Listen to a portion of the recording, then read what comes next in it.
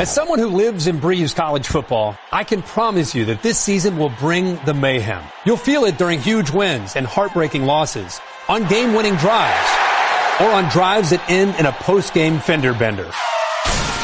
This season, I'm teaming up with Allstate to highlight these key moments to let fans know if mayhem can show up on game day, imagine what can happen the rest of the week.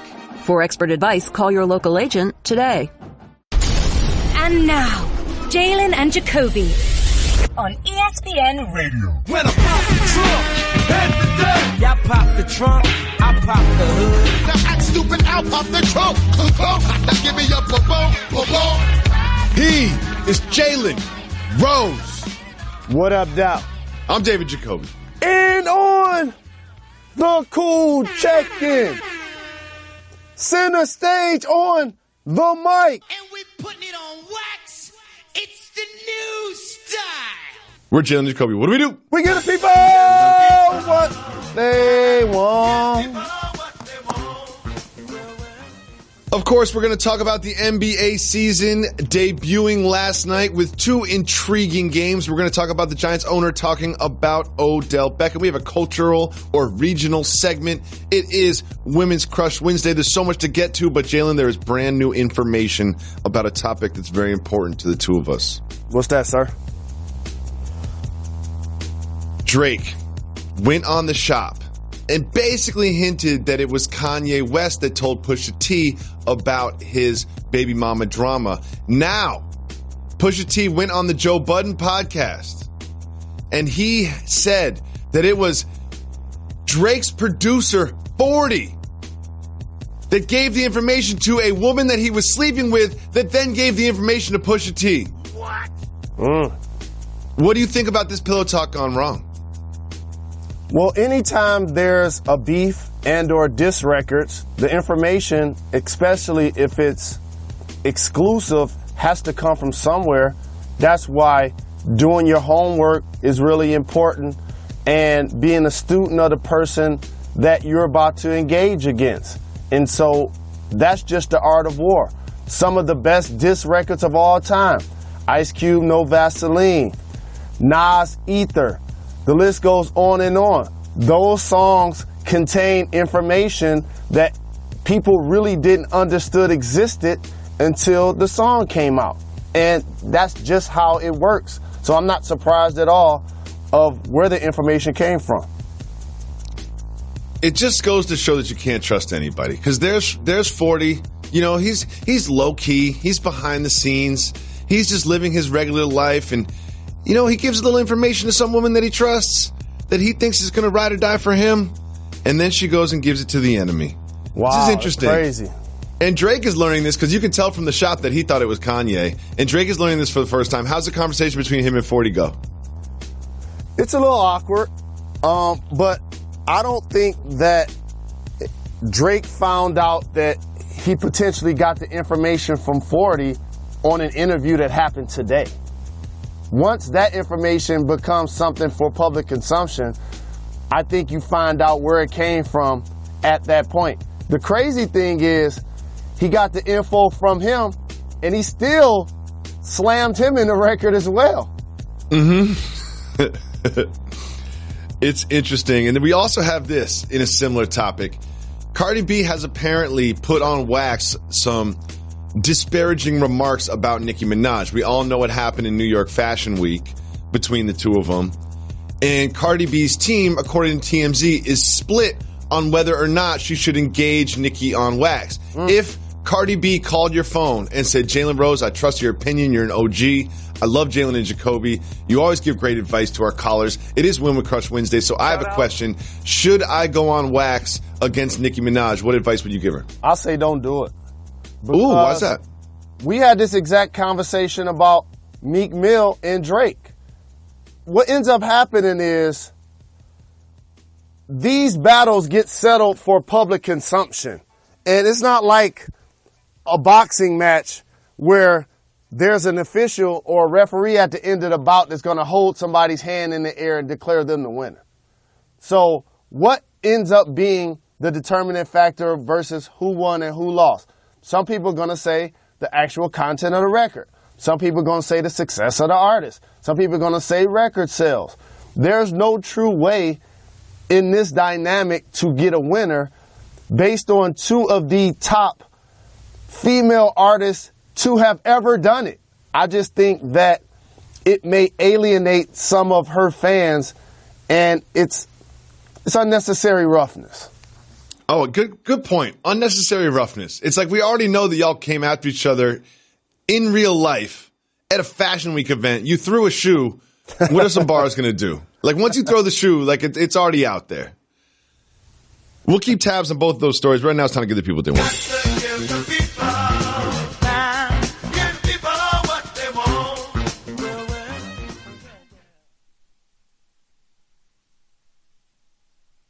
Technology Truths, brought to you by Geico. Technology Truths. Truth. Teenagers can communicate entirely in emojis. How was the birthday party?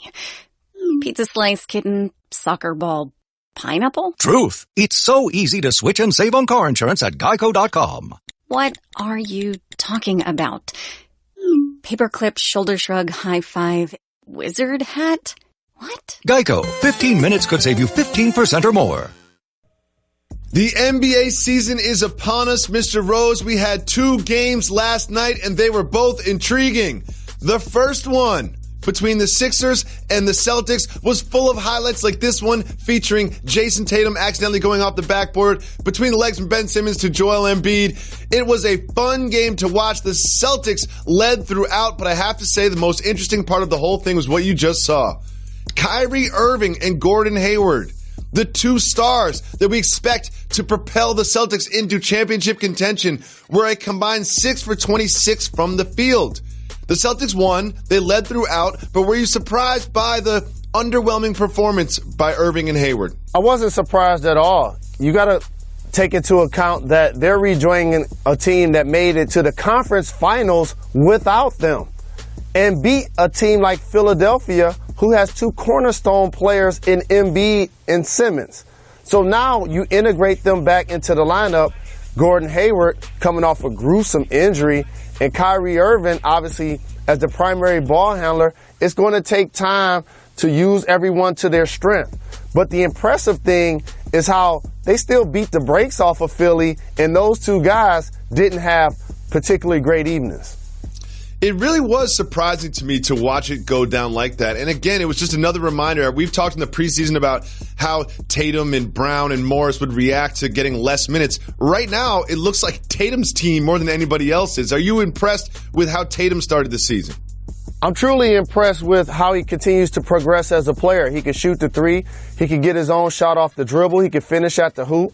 He's competitive on the defensive end. Usually when you're taking number 3 in the draft like he and Jalen Brown were, you're called upon to be the face of the franchise. But the Celtics have so many weapons on their roster, and they have so many assets as it relates to future draft picks, that it's allowed those guys to ease themselves into their greatness. And for Jason Tatum, I'm not surprised that he's taking this quantum leap in his second year. It kind of makes me feel bad how they really fleeced the Philadelphia 76ers. Just think about this. They not only traded Markelle Fultz, in theory, for Tatum, they also gave up a pick so that they could take Fultz number 1 overall. And so when I see him have a pedestrian game and Tatum shine the way he does, it just reminds me that Philadelphia has a long way to go to get on the level of the Boston Celtics. I was watching this Celtics team last night and thinking to myself, this team that is so deep with players could have 3 first-round draft picks this year. 3 first-round draft picks this year. It's crazy to think about. And a lot of people look at this Celtics-Sixers matchup as a potential Eastern Conference Finals preview and call it a rivalry. Joel Embiid was asked about that exactly, and here's how he responded. This is not a rivalry. I don't know our record against them, but it's pretty bad. They always kick our ass. So this is not a rivalry, and Gigi mentioned that earlier. So we just got to work together and figure it out. I love that from Embiid. He's like, this is not a rivalry. Like, we need to win some games against them for this to be a rivalry. What do you think about Embiid? He's spitting facts on facts, and the obvious. Anytime you lose to the Boston Celtics in a playoff series and they don't have Kyrie Irving and Gordon Hayward, and then the next season they're going to bring them back and compete, that says that you have a long way to go. So I'm not surprised by what he said. He's just speaking facts. I loved it too. And they do have a long way to go. It's the beginning of the season. They still have, I forgot how many games they have left. Well, Joel Embiid took to Twitter after the game, as he always does. And here's what he tweeted. Take a look. He said, tough start, but Jalen Rose, more to go. Hashtag the process, hashtag 81. Wait a second. Did Joel Embiid just take shots at you after the game? What do you have to do with this, Jalen? I think we have a weird relationship. I covered him when he was in college. And believe it or not, we actually text back and forth with one another. And so I also got invited to come talk to the Philadelphia 76ers basketball team about none other than social media. So I'm not surprised in theory that he wanted to deflect from the fact that they got beat by 18 points versus the Boston Celtics and make it about a sideshow. I wasn't the Jalen out there trying to dunk over him. And so I'm not the issue at all. So it's all love. I appreciate the shout. We'll see how the season progresses. I thought it was funny. It was just like we lost to the Celtics. We're 0-1. But you know what? Jalen Rose had 81 points scored on him, so I'm going to take shots at him. When in doubt, just default, make fun of Jalen Rose. I've made an entire career out of it. Moving on to the second game between the Warriors and the Thunders, I really did not expect this to be close. The Thunder were without Westbrook and Robertson. Adams did play, but he was hobbled a bit by an injured back. KD showed up and showed out. Steph Curry had 32. It was a typical game from the Warriors, but the Thunder looked pretty good keeping it close. Were you surprised by how close this game was at the end? I wasn't surprised, and the reason why, and I talked about this at length for anybody that would listen, until DeMarcus Cousins comes back, there's going to be a void at the 5 spot playing most minutes for the Golden State Warriors. They're just relying on a lot of young players to take up those minutes and give that level of production. And also, Draymond Green is going to have to ease into his game. I'm noticing that teams have dared him to shoot, in particular from three-point range, because you're trying to pick your poison. If you're looking at the percentages, you clearly would rather have him shoot versus Curry, Thompson, or Durant. So those are kinks that the team still needs to iron out. But I was impressed with the effort that OKC played with, Paul George in particular, in the second half. Happy to see Dennis Schroeder play quality minutes and be really productive. So I talked about OKC being a legitimate team, not on the Warriors level, clearly, but in that second tier of teams that could possibly upset a team like Houston and or make the Golden State Warriors work. The way I saw them play without Russell Westbrook confirms that. And they were without Westbrook, because you know me, I love the drama. I'm always here for the drama, the interpersonal stuff and things like that. But I didn't think I would get it with this particular game, but I did. Westbrook was on the end of the bench in civilian clothing, rather understated attire for Westbrook. And there was one play where Steven Adams had the ball in the post. Westbrook was clearly woofing at Durant and Adams. And then watch what happens here. Durant swats the ball out of Adams' hand and then stares down Westbrook. Westbrook's he's in street clothes, and he's still involved in the trash talk between these two. Do you think there's legitimate bad blood there, or are they just kind of like friendly ribbing each other? They're just friendly ribbing each other as former teammates. And for those that haven't been paying attention, their level of discord and or beef has been squashed a long time ago. They were even seen spotted kicking it at a gig this offseason. So it's not that they have an issue with one another anymore. I think that's water under the bridge. But the thing that gets lost about that play, first and foremost, KD fouled Adams. Oh, okay.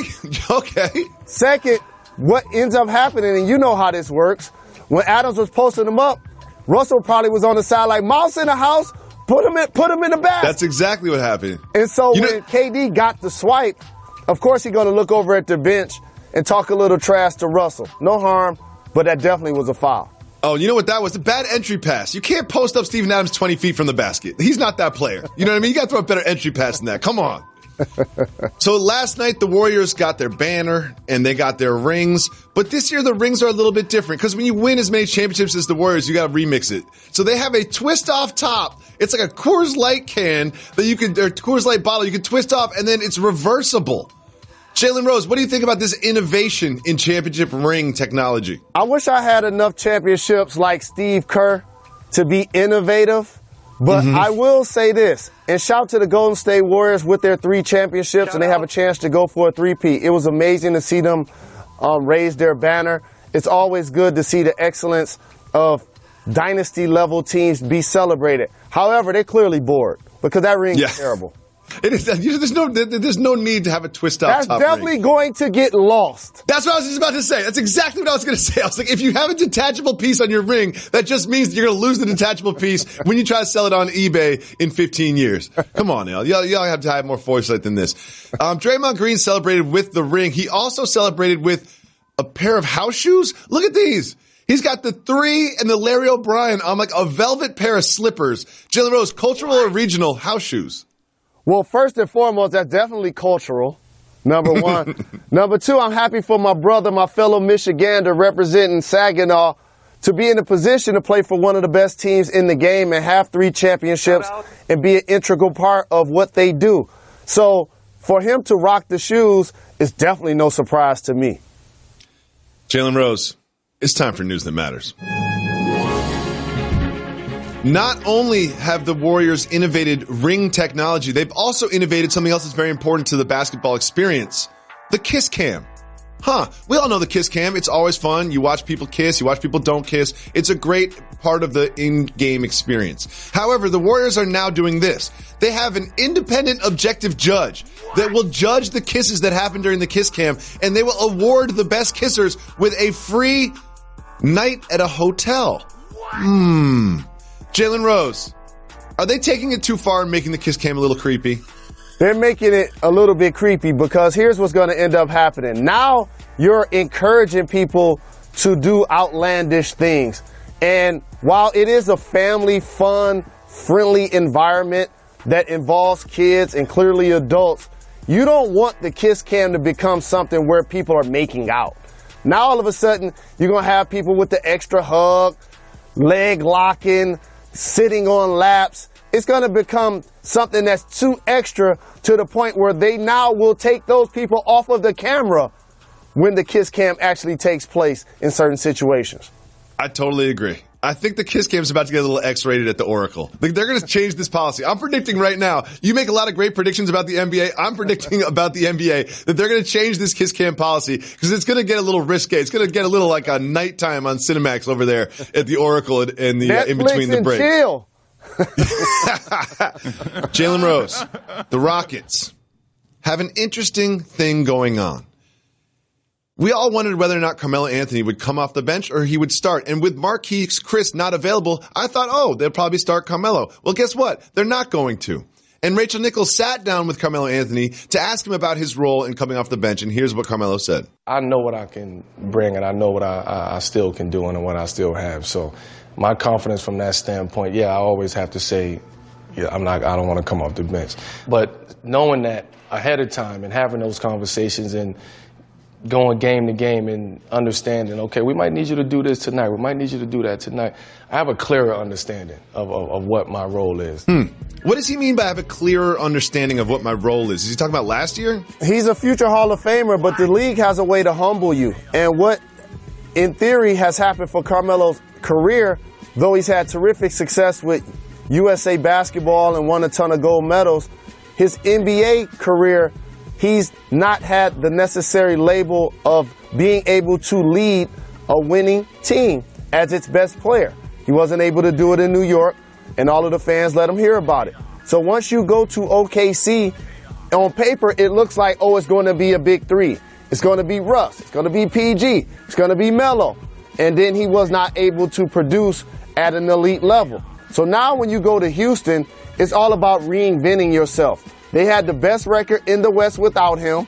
James Harden has continued to lead that team without CP3 and without him for that matter. So now when you come to that squad, you can't be the person that everybody now looks at and say, wait a minute, what's different about the team? They lost Ariza, they lost Bamute. Why aren't they as good? It's Melo. So he doesn't want people to point the finger at him again if the Rockets aren't able to achieve their goals. I believe he still has a lot left on the offensive end. Again, He's not the first option. He's not the second option. Capella, in theory, is going to be the third option. Offensively, he's probably going to be the fourth option. So it makes sense to bring him in off the bench versus second line guys, allow him to hopefully get himself going, heat check style, and in certain games where the matchups work, he'll be out there to close the game. In a lot of matchups, however, he will not be out there to close the game, and or they'll do a lot of substitutions as it relates to offensive versus defensive switches, which is going to be frustrating for him. It's going to be interesting to see how that dynamic plays out. Well, I'm glad you brought this up because with Eric Gordon and Carmelo Anthony both coming off the bench for the Rockets, they really set themselves up for success during that stretch at the end of the first and start of the second quarter when you got the second unit in there. You played for years in the NBA. What is it like coming off the bench and facing second units? In theory, it's just an opportunity for you to be productive. And whether it's against frontline guys or second line guys, teams strategize against that as well. So what's going to happen is certain teams that want to take advantage of him defensively, they'll probably take out one of their forwards early in the first quarter so that they can put him back in when he's going to come in the game. So teams are going to be paying attention to this dynamic, and it's going to look a lot different for Carmelo because he's going to literally, like last year in a lot of cases, be standing around the three-point line. He's improved as a three-point catch and shooter, and he can't knock that shot down. But we know Carmelo Anthony to be at his best when it's mid-range, Bernard King style, pump fake, jab step, 1 or 2 dribbles, pull up 15 to 18 feet. So it's going to be important for him to make his first couple of shots and or not get a couple of fouls or not get a couple of turnovers because some of those times his rope is going to be a lot shorter. Do you think D'Antoni is not starting Carmelo to start the season because he doesn't want to, Marquise Chris is out, so now I'll put Carmelo Anthony in the starting lineup and then take him out of the starting lineup? Is that his strategy here? Well, I'm not starting him because it's not what's best for the team, is what he's thinking. If he felt like putting Carmelo Anthony in the starting lineup will help the team win and or perform at an optimum level, then he will be starting. I agree with the decision and feel like at this point of his career that he's best as a reserve, which is fine. But the key is, will he be out there to finish? That remains to be seen. We will see as the Rockets season starts. Right now, it's time for Socially Awkward. One would think that Kevin Durant has learned his lesson when it comes to social media, but apparently he has not. The latest is a little funny. It's just a little odd. On the day in which Kevin Durant is starting his season with the Warriors, there is this report that there was a tweet about Frank Ntilikina starting at small forward over Kevin Knox. Seems innocuous, no big deal. Just a little small detail, minutia about the Knicks starting lineup, a team that won't even make the playoffs. Apparently, this was liked by Kevin Durant on Instagram. He liked it and then unliked it, allegedly. We don't know if this happened. But Jalen Rose, does Kevin Durant do this accidentally? Does he do this intentionally to make us talk about it? He knows that we're all talking about him going to the Knicks. Why would he like something about the Knicks starting lineup? Kevin's in a unique situation because, as he would say, he went to a team that already had strong leadership in the Golden State Warriors. So he doesn't have to be that guy for them. They won a championship without him. They won 73 games without him. However, they don't win the last 2 championships without him, which is why he was the finals MVP. We continue to talk about his prowess on the floor, but yet and still, we always seem to find ways to talk about what he's doing on social media. Mm-hmm. And in this case, paying attention to the dynamics of the New York Knicks is not a surprise to anyone that's been paying attention to NBA gossip, so to speak, because I believe, like many, if the Warriors win 3 straight championships, Kevin Durant does see and would accept the allure of being the quote-unquote king of New York. Of course, there's only one notorious big, but the day he signs to play with that squad, he becomes a hero in a large media market. He's from the East Coast. It makes sense for a lot of reasons. So I'm not surprised that this happened. But if I'm him, just own it. Don't unlike it. That's always the whack move. When you put up a picture, when you put up a post, even if you don't love it, don't take it down. That's the whack move. Don't unlike it. Just own it. We see it. There's no going back once it already happens. It's just, for me, it's like when I make a mistake, I don't make the mistake twice, but he keeps doing things like this. And at this point, I think he might be trolling us. He might be doing things like this just so people like us talk about it on broadcasts like this. And I'm falling for it 100%, and I'm totally here for it, Kevin. Please continue to be confusing on social media because I love it. And we can't ignore the fact we call KP the unicorn. Who gave him that nickname? Kevin Durant. You brought that up yesterday. It's a great point by you, Jalen Rose. He's had his eye on the unicorn since before he was the unicorn. Yep. Jalen wears crazy clothes, flashy clothes, gold chains, designer sneakers. I have a different style. I wear more basic block colors. I might mix it up and wear a pink sweater. But really, I wear just kind of dark jeans, Chuck Taylor shoes, one colored shirt.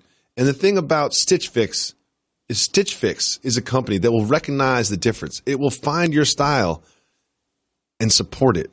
Stitch Fix is a company where a stylist pulls items for you, and then they send you a box. And in that box is multiple items of clothes. You try those clothes on.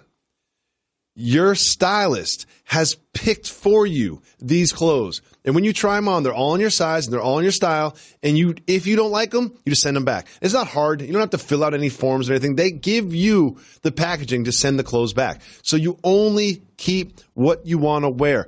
And as you build these relationships with your personal stylist, as I did over time, you end up keeping more than you don't. Because what ends up happening is you guys get in lockstep. So if they were working with Jalen, they would pick some flashy, crazy stuff. If they're working with me, they would pick some well-fitted basics.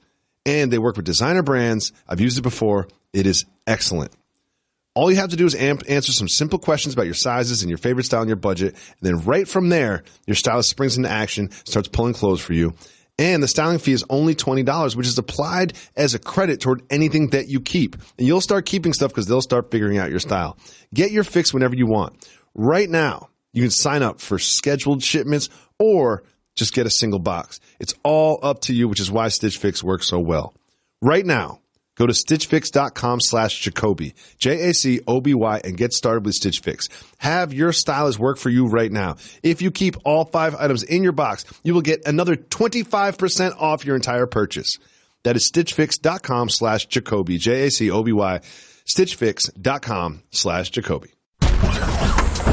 We been moving, you know we keep it moving. Here's how it works, Jalen. If you want to talk about it, say hit the brakes. If you don't, me, you, and Method Man, keep it moving. Are you ready? Let's get it. Nick Bosa is not returning to Ohio State this season. Keep it moving or hit the brakes? I'll say keep it moving. No surprise. He come from a football family. He got to do what's best for his long-term health and career, which will be lengthy in the NFL. Focus on that, not playing for the Buckeyes. Derek Jeter has made a change for the Marlins. Keep it moving or hit the brakes? You know what? Hit the brakes on this one. Well, the way I teased it, you would think that he signed a big player or did something important. Nope, he took out this ugly sculpture in the Marlins Park. I mean, this thing is a signature piece of the Marlins Park, but let's be honest, it's ugly. Too many colors. It's just not working. I mean, this is probably the smartest thing Derek Jeter has done since he's been with the Marlins. Do you agree? No question about it. And I agree with you. That's an ugly sculpture for a guy who comes from the Yankees way of doing things, where they don't create sideshows. They go out and produce on the field and show excellence. I'm pretty sure when he decided to be an owner of the team, that probably was one of the first decisions that he made. Next, Manny Machado is being called a dirty baseball player because of a collision at first base. Keep it moving or hit the brakes? You know what? Keep it moving. Like, the first baseman sat on the base too long. He ran too far on the inside. They both were wrong. Yeah, it was pretty much a non-story to me. Moving on. The Warriors are going to have to pay if they want to keep winning. Keep it moving or hit the brakes? Oh, we got to hit the brakes on this. Zach Lowe, our guy, is reporting that Klay Thompson is not interested in taking a hometown discount to stay with the Warriors. We saw Kevin Durant do it. Why do you think Klay Thompson is making a hard stance this early before he's a free agent? Everybody's situation is different. And so when you're Steph Curry and you're Kevin Durant, you make as much, if not more money from endorsements away from the floor. When you're Klay Thompson and Draymond Green, those other two guys understand that to be the case. So therefore, it's important for them to get paid by the team that they're helping win championships. I believe ownership is going to do what it can to keep the roster in tow and have no problem paying Klay what he's worth. It's interesting. I think there's a little piece of the Warriors front office that wouldn't mind if Kevin Durant left because it allows them to keep everybody else. Otherwise, they're going to have to do some real decision-making in the Bay. Moving on, Jimmy Butler has a new team that he has an eye on as a trade partner. Keep it moving or hit the brakes? We're going to keep it moving. He's not in control of his own destiny. It don't matter what he thinks, feel, or want. Amsterdam doesn't like being Amsterdam. Keep it moving or hit the brakes? Oh, we must hit the brakes or we wouldn't be Jalen and Jacoby. Amsterdam is known as being a free living city. They have some sort of loose laissez-faire policies when it comes to certain vices. And what that does is draw a lot of stag parties, as they're called in Europe. Bachelor parties is what they're called here. And now Amsterdam is trying to cut off these groups of men coming and cavorting to their city and changing policies. What do you think about Amsterdam's new stance? The only way that can be valid is if they change how they operate out of their coffee shops and some of the things they tend to sell in them.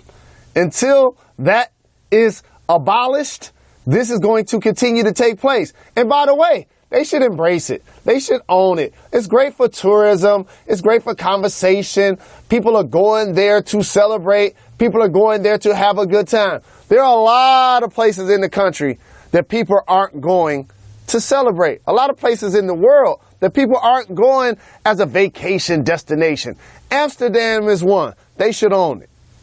I go for the clogs and the windmills. That's why I go to Amsterdam. I don't even know what you're talking about, coffee shops. Just clogs and windmills. Wooden shoes and windmills. That's why I visit Amsterdam. We keep it moving. This is a segment where we take questions from our audience. We decide whether they are cultural or regional. It's not about stereotyping. It's about exploring the differences between all of us in the melting pot that is our society. Let's take the first tweet from our audience. This is a tweet from Spike. Cultural or regional since the weather is changing. Ginger ale being a cure-all. And which brand is best?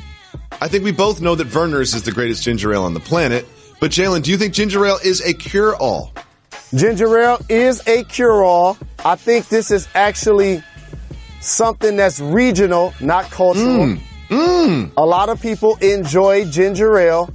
And in particular, if you're from Michigan like myself, as you just acknowledged, Verner's, Detroit's own, is the absolute greatest ginger ale of all time. Verner's is clearly the greatest ginger ale on the planet. I've been drinking it since I was a child. It is superior to all other ginger ales. There has been some science, some studies done recently that caused quite a controversy in regards to ginger ale. They've found that ginger ale actually causes stomach pain and does not cure stomach pain. And to that study, I say, you're wrong, study. Forget science. I know that ginger ale is good for my stomach. Oh, no. This is breaking news. This saddens my heart on this very day. But by the way, it's not just a ginger ale thing. I think it's actually pop or soda or whatever you want to call it. The actual fizz that's in the soda is what disrupts your stomach. Well, calling it pop is definitely regional. Let's go to our next one from Twitter. Someone tweeted us and they said, cultural regional. Pistol Pete wants to know, turn signals, cultural or regional? I'm going to go regional on this one. When I moved to Los Angeles, all of a sudden, no one's used turn signals. Why don't people use turn signals, Jalen Rose? It's definitely regional, especially they don't use them in New York City. You talking about L.A. New York City, they don't even drive in lanes. Okay? So it's definitely something that's regional because I've lived in certain places like Indiana and they definitely use their turn signals. My wife explained to me, she's from Los Angeles, she was like, oh, we don't use turn signals because then you give people an indication of where you want to go and they might speed up. I was like, that is so backwards and twisted. Let's check in on the next cultural regional question from Twitter. This one is from Tafadzwa. Shout out. Keeping chapstick on deck, cultural or regional? Huh, never considered this, Jalen. Chapstick, keeping it on deck, cultural or regional? I'll say regional, depending on the weather. Like if it's too hot and or too cold, it's something that you want to keep with you at all times. To be honest with you, I probably only used chapstick maybe like 2 or 3 times in my life. Yeah, I totally agree. I barely use chapstick. It is not part of my everyday carry. It's not something that's part of my life. I've no trouble hydrating my lips. I don't know who these people are that use chapstick all the time, but one thing I was taught as a child, chapstick is addictive. It's addictive. Like, you can train your body so you need chapstick. The chapstick people, I'm anti-chapstick. I'm going to write a strongly worded email to society about stopping to use chapstick. I will spend some time doing that later this afternoon. But right now, it's time for another cultural regional question from Twitter. What's the next one? This is from Christian. He wants to know, cultural regional, clapping when a plane lands. Oh, this one's easy money. This is definitely cultural. I'm looking around like, why is everybody applauding the pilot for landing the plane safely? It's kind of his job. If we didn't think the plane was going to land safely, we probably shouldn't have got on this thing. So no question about it, that's cultural. Here's the thing. Number one, the pilot can't even hear you. He's in the cockpit. Number two, of course the plane's going to land. Like, what is the alternative? Like, what, it's like we should clap people when they do something extraneous, when they do something above and beyond. It's called applause. It's called an ovation. You do not clap when the plane lands. And also, this is also contagious. All it takes is for one jerk to start clapping and everybody else feels obligated to start clapping. I'm so against this. Another strongly worded email I need to write to society, because you should not clap when a plane lands. I've just got some breaking news, Jalen. Our producer Harlan claps when a plane lands. I think it is cultural. I think it is as well. But however, I do a lot of traveling, and I've been on some turbulent flights, and there have been times, whether it's based on traveling and getting somewhere on time or actually having a really rocky flight, where when the flight did land, you needed to clap because you felt like it was a heroic act for the pilot to actually get you on the ground safely, and it's a way to show appreciation. Just a different way to look at it. Jalen, just because I don't have evidence or knowledge about a topic won't stop me from having an opinion about it. I have a theory that pilots are basically just like sitting there. Like, I think they just push autopilot and like the plane just kind of steers itself to its destination. I don't think they do much through all this turbulence. I'm just throwing that out there. I'd love for someone to prove me wrong, but I'm not sure that they're actively involved in the flight that much. I challenge you to take some lessons and try to do what they do. And by the way, when you're doing this, I won't be anywhere around. I'm not going to do that. We have one more cultural regional question. Let's take a look. Cultural or regional? Easy. Eating Arby's. Easy. Easy. I do not believe Arby's is a sponsor, so I'm happy to go on wax and say this. I've never eaten Arby's. I have no interest in Arby's. I don't know why Arby's is even a thing. Why is roast beef restaurant, like a roast beef themed restaurant? What is this? Who goes to Arby's? Cultural or regional? Regional. Oh, where do they eat Arby's at? Because here's the thing. Arby's is one of those restaurants. I've never eaten there either, by the way. But they have a lot of locations. They do. They have a lot of supporters, clearly, because that brand has carried itself over decades. It's true. They've got enough money to do ad campaigns. You know, I see Arby's ads all the time. I see Arby's restaurants all the time. I've never seen a line at Arby's. I've never had a friend say, hey, did you try that new Arby's sandwich? I've never even known somebody who's like rides for Arby's. I don't know who these Arby's people are out there. I don't know what region they're doing this in. Where are the Arby's people at? Who is riding for Arby's? For real. And why? What is their logo is like a star with a base, I think. What does that have to do with roast beef? I don't understand Arby's whatsoever. I will never understand Arby's. I do not want any Arby's. Don't at me. I'm upset about this. I have no idea why. Getting upset over Arby's might be cultural too. Jalen Rose, not only are you a student of the game of basketball, the game of life, but you're also a student of the game of sports media. You've been in the game for so long that you understand how everything works. And you've pointed out to me that basically we talk about 5 teams in the NFL. Whether they're winning or whether they're losing, there seems to be like 5 or 6 teams that are the only teams that we recognize as sports media. And one of those teams is 1-5 right now. The New York Giants. Yet still, they dominate the headlines. They capture the collective conscious of the sports media because there's always drama around them. And that drama is always around Odell Beckham. And here is the latest from the Giants owner, John Mara. I wish he would create the headlines by his play on the field as opposed to what he says and does off the field. I think he needs to do a little more playing, a little less talking. A little more playing and a little less talking. What do you think about that, Mr. Rose? I have no problem with the owner speaking facts, especially when he just invested in Odell. Now remember, the last couple of years, we have been talking and the Giants have been deciding whether they should invest in their really talented wide receiver, who's shown a level of promise and potential that has been outstanding as it relates to his catches, his yards, and his touchdowns. However, in a team dynamic, when you decide to give him this level of financial commitment, which ownership did, you also expect that guy to be less about me and invest in we.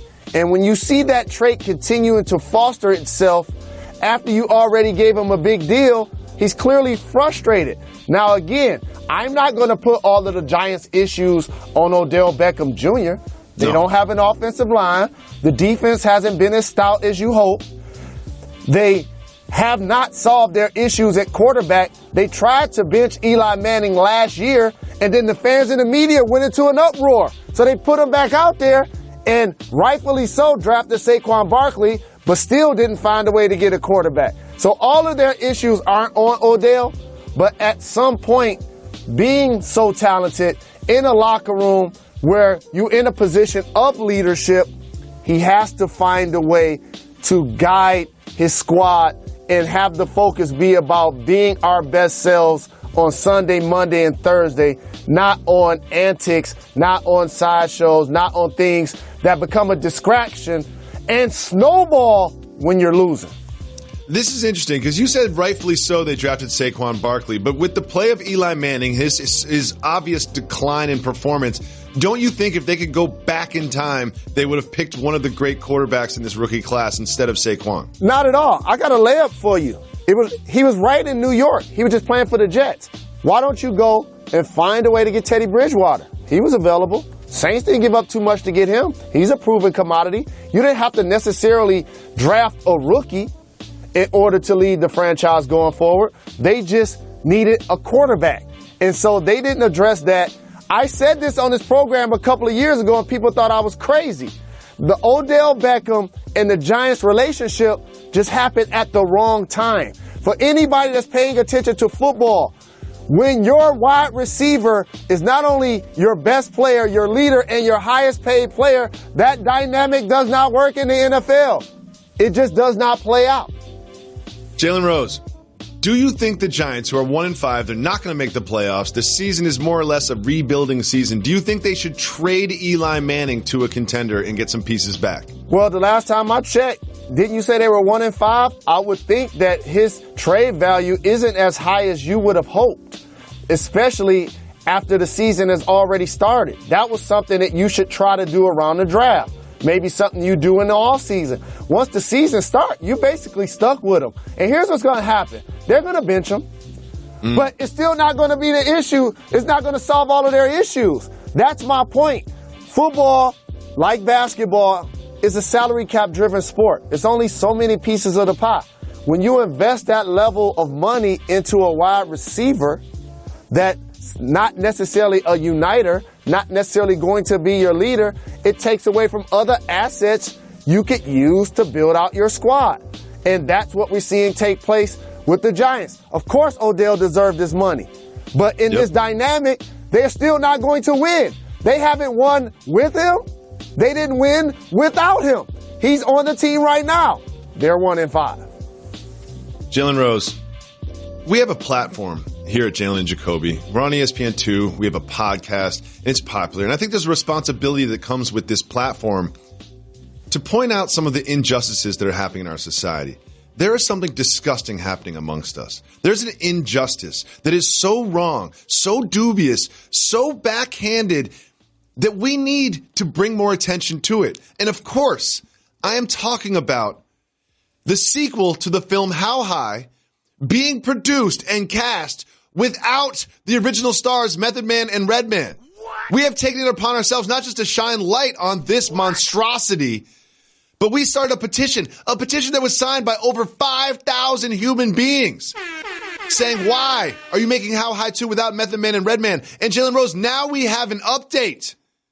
We thought perhaps they were just trying to get some press. They would never do this without Method Man and Redman. This is all some sort of an okie doke that's supposed to get publicity, but it's not.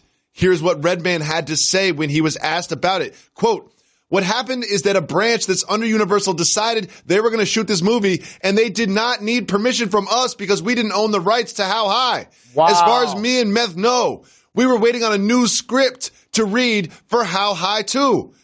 Jalen Rose, they are really serious about not producing Method Man and Redman without. I mean, I can't. They're doing How High 2 without Method Man and Redman. You can see what else Redman went on to say. They've cast it with Lil Yachty. How is this even happening in today's society? For anybody that has a pulse, you know how much we love Redman, who's in our intro, and Method Man, who contributes to our show really frequently. Oh, and by the way, both of those gentlemen have another thing in common. They have bars. Bars. Okay. And they helped create a franchise with How High. I attribute the success of that franchise with these two individuals. For them to try to shoot How High 2 without them is a travesty. And the idea, Universal's doing this without them. I'm going to boycott all things Universal. You know what? I'm going to boycott the universe. I'm no longer part of this universe if this is the way that this is going to go. Today is Wednesday, so we're taking all female voicemails as we celebrate Women's Crush Wednesday. Jalen Rose, you and I have resisted calling it Women's Crush Wednesday for years now. And after speaking to literally every single woman that we've spoken to about it, and they've all said, every single one has said that you should call it Women's Crush Wednesday, we're officially calling it Women's Crush Wednesday. I disagree. I'm not. Oh, you're not? Because the term crush has a sexual overtone to it. Flat out fact. What? I believe so, too. Flat out fact. Oh, now Reggie's mad. Let's listen to another female voicemail. Our amazing producer, Lisa's talking in my ear. She's saying it's not a big deal. And by the way, Lisa and I both, I think, started at ESPN around the same time for 12 years or so. We've worked together on multiple shows, NBA Tonight, Coast to Coast, Countdown, Jalen and Jacoby. I will say this because I love her so very much. She walked into our studio one day, and I was holding a ribbed undershirt in my hand. And I said, what do you call this? And she called it a term that we retired on this program. Okay. Let's listen to a female voice. Hi, Jalen and Jacoby. This is Jackie from Colorado and a huge Denver Nuggets fan. And my fiance is born and raised in Portland, so he's Blazers through and through. Who will have the better season this year? And what's an appropriate wager for us to put on it? Love you guys and keep giving the people what they want. Thank you so much for the call, Jackie. First, we'll address who's going to have a better season, the Nuggets or the Blazers. This is a tough call, and this is going to be a really good bet. And I encourage the person to take the Nuggets in this dynamic. Here's why. First and foremost, we love the Portland Trail Blazers backcourt. We affectionately have called them Mama's Boys for years. And it takes one to know one. And Dame Lillard and C.J. McCollum, who I feel is going to continue to play at an all-star level. But you talked about it. The Nuggets starting five is stout. Mm-hmm. And their backcourt is going to have a coming-out party this year. Harris and Murray. They re-signed Barton. I think Millsap is going to find his rhythm this year. And the Joker, 19 points, 12 boards, 6 dimes. Yep. Is as skilled as any big man offensively in the league. In this dynamic, I have to take the Nuggets. I would have to take the Nuggets as well. I think the Blazers will make the playoffs, but probably in like the 7 seed. The Nuggets could be in the 5 seed, the 6 seed. They'll kind of be like where the Lakers are, depending on how LeBron James messes with his players. But what they should wager on it, I'm going to say hour massage. 1 hour massage. Hold on. Wait. No, Jalen, don't do it. Don't get me in trouble. Don't get me in trouble. We got to move on. I'm sorry. They're in my ear. We have to move on. We have to move on. That's we have to move on. Long. We have to move on. That's way too long. I'm never giving my wife an hour massage. Let's listen to a female voice. Hey guys, it's Megan from Calgary. I just got back from Atlanta, and I wanted to let you know that I did your strip club tour, Jalen, and it was freaking awesome. My favorite spot was definitely Follies. Shout out to Skittles, who my new friend Antonio bought me a dance from. She had really cool pink hair, and it was great. And yeah, so thanks for the tips, guys. See ya. Megan calling back. Megan once called, said she was from Calgary, going to Atlanta. She needed some advice about establishments that she should visit. Jalen Rose gave her a list of about 17. It was one of the most impressive things that Jalen's ever done. He doesn't really prepare for the show, so he sometimes has trouble listing things. Had no trouble listing all the strip clubs in Atlanta. Can't list the entire staff, tries to do that all the time, but never misses a single strip club in Atlanta. I appreciate the call back. We truly enjoy the support of all of the people who make our show what it is today. And I am grateful that she chose to call back and give me a shout out for the advice I gave her to go to Atlanta. But this is what you just underestimated, Jacoby. What's that? It wasn't about the advice of where to go. I gave details. I told her what day to go to what spot. Yes, you did. You did. You had the full itinerary for her. Also, big shout to Skittles. Skittles got a shout out. Skittles with the pink hair. If you're in Atlanta, get a dance from Skittles with the pink hair. Apparently leaves an impression, a lasting impression on Megan. Skittles. Thank you, Megan. We appreciate the love. Thank you, Skittles. Appreciate your love. Let's listen to another female voicemail. What's up, Jalen and Jacoby? This is Lonnie calling from L.A. I have several questions that all kind of tie into each other. First question is, are you allowed to have more than one team that you root for? You know, I live in L.A., which is the land of fair weather fans, and everyone, of course, this year is a Rams fan. But I noticed particularly in football that people claim more than one team. I think that you cannot, but just curious on your thoughts. Second question, if your team doesn't make it to the playoffs in whatever sport, are you allowed to root for another team? And last question, if you are just a fan of sports and you go to a game and neither one of your teams are playing, are you allowed to wear the shirt or jersey of one of the teams that you are there to watch? Okay, thank you, guys. Can I take this? You know where I stand on this. Can I take this? Of course. First off, thank you for the call. We appreciate the support. A couple of things. Shout out. I in no way, shape, or form condone team hopping. I don't care where you live or where you from. Number one. Number two, look at anybody sideways if they root for two of these teams. If they root for two of these teams. The Yankees. Mm-hmm. The Patriots. Mm-hmm. The Cowboys. The Steelers. Alabama football. If somebody roots for two of those teams, what that tells you is they're bandwagon hopping.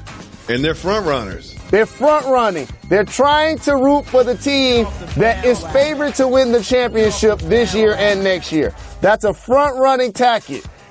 And lastly, before I let my die easy brother Jacoby tell me why it's okay, here's a guy that's not loyal to a barber. He's not loyal to a team. The only thing he's loyal to is his family and this show. Other than that, this guy has zero loyalty. So of course you can't be wearing another squad's jersey. I don't care if you're at the game or not. And I'm not rooting for a team if my squad ain't making the playoffs. Not gonna be able to do it. Lonnie, I just want you to know that you go ahead and team hop. You go ahead and wear whatever jersey you want. You go into it. If you're a diehard Rams fan and you're going to a Chargers game, wear the Phillip Rivers jersey. That don't even sound right. Ride for the Chargers. You can chant for them. You can tailgate. You can tell them that you've been a Chargers fan for life. That's what I do. I jump on all the bandwagons. I front run all the time. Pick 7 teams that you like. When you're playing roulette, you want to bet on red or black. You don't want to bet on 17 because you got a better chance of winning. Cover the whole board. I'm gonna start rooting for conferences instead of teams. I'm gonna be like, yo, I'm the Western Conference. That's my favorite team in the NBA. Lonnie, do you? Don't let Jalen Rose and these other people that are just jealous of your championships, don't let them get in your way. You don't have to be loyal to anything except for your family. And Jalen, you were wrong about something. I'm not loyal to this show. They asked me to host another show. I'm gone. I'm gone. Please. Oh, wait, if I get to ESPN without the 2 on it, I'm gone. Maybe I'll do once a week a segment on this show. Oh, man. And you and Ryan Russillo can enjoy yourselves. That's why your ceiling is the roof. The ceiling is the roof. I want to thank all the females for calling this week with the great questions. I want to thank everybody for tweeting us with the cultural regional questions. We make sure you follow Jalen and Jacoby on Twitter and Instagram. And we have one more female voicemail. Let's listen. What's up, though? Jalen and Jacoby. Shout out, Reggie. This is Tracy from Vietnam. I'm living in Korea. My boyfriend, Jalen Jacoby, is a die-hard fan of your pod. And he introduced me this. I have a boss move, a sharp move question. It was my boyfriend's birthday. I cooked him a dinner. I cooked him eggplants, a vegetable that I know he doesn't like. However, I know that I am a good cooker. No, I'm a good cook, so I think it may change his idea about eggplants. So, is it possible a sharp move to cook eggplants in his birthday? Looking forward to listen to you guys' ideas, and have a great week. Bye. We love international callers. We love international listeners. Worldwide show here, not just domestic, but worldwide. Here's the thing. I understand if you want to cook your boyfriend something that he doesn't like and you try to change his opinion. I think that that's actually a good idea. That's a boss move. But you can't do it on his birthday. No. You know, I'm going to say soft move. Any other day, there's 364 other days in the year that you can cook up some eggplant and try to change his opinion of eggplant. But not on the birthday. Soft move. Well, a couple of things. Thank you for the call. Appreciate the support. There is no level of gratitude towards one that's trying to do something special for somebody else on their birthday. So shout out to you for being considerate and trying to do something for your significant other, whatever it is, first and foremost. The second thing, however, eggplant, that's too healthy. Like on somebody's birthday, yeah. You gotta spoil them. You gotta treat them. You gotta let them eat bad. Like give them some dessert. Give us some fried food. Give us some pork. Give us some beef. Some French fries. Some ice cream, cake. It has to be that. Eggplant is too healthy. I couldn't agree more, Jalen Rose. I want to thank Tracy in Vietnam. I want to thank Lonnie. I want to thank Megan. But I especially want to thank Skittles in Atlanta. You love that name so much. Skittles. Coming for you, Skittles. We'll be back tomorrow. Why is that, Karis? We're not done. We're not done. Got to give the people time. Give people what they want. They my little guys. I love them.